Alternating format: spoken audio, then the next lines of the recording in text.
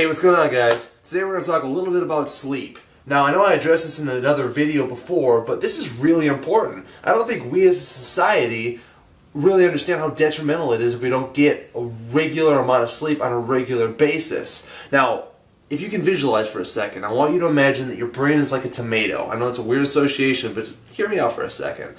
So, all day long, a tomato gathers its energy in the form of photosynthesis, and at nighttime, it uses that stored energy to grow. Now, in the same sense, the human brain takes in units of energy called information, and then at nighttime, we use that to grow in forms of neurosynapses, or neurotransmitters, which build more and stronger connections throughout the nighttime. And this happens during REM sleep.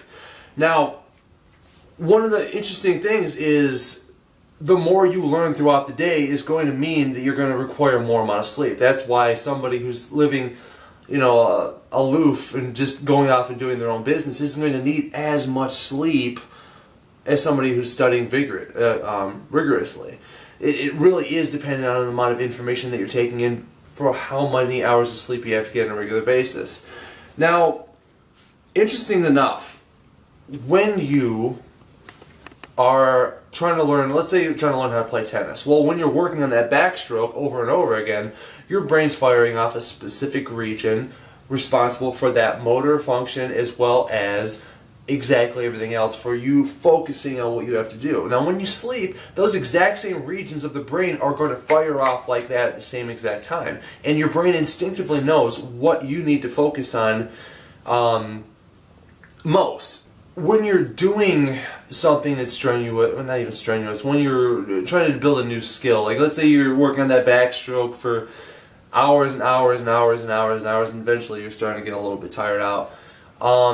Even if you have the best intention, eventually you will get exhausted because your brain has a capacity. We have a literal amount, and I don't remember the name of them specifically, but you can visualize them as like little cubes inside of the brain, and there's certain vacancies. As you go throughout your whole day, you will fill up those vacancies and you will not be able to learn past a certain point. Now, this is with some exception in a sense. But when you get to the point where you cannot fill up any more of those vacancies anymore, you will start creating detrimental effects. For the first 6 hours after you do something, that's actually your first consolidation period. What that means is that your brain's starting to take all the information about what you're doing and starting the process of how can we make this more effective even before you start sleeping. And if you were to learn two unrelated tasks at the same time, then that is actually also going to interfere with it, in the sense that if you're trying to work on the backstroke and then later on in the day, within the 6 hour period, you decide to work on a little bit of a golf skill, that's completely unrelated and is going to be very detrimental in the sense. So when you go to bed at night, this is when your brain has the opportunity to go into a deeper consolidation. This is where you open up those vacancies again, and then you can build upon the skills you learned the previous night. However, if you are disrupted in the middle of, like, somebody comes in and they shake you about and disrupt your REM sleep, this is going to destroy the consolidation process, and this is going to make it so you're not going to learn your previous skill. But actually, even if you get a perfect night's sleep the following night, you will not be able to learn your skill without having to go through it again. Now, I mean, obviously, you'll not forget everything entirely, but you will severely damage your ability to consolidate properly.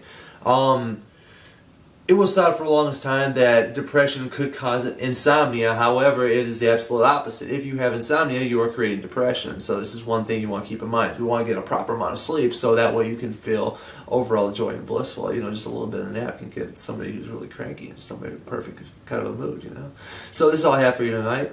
I bid you adieu. Have a good night.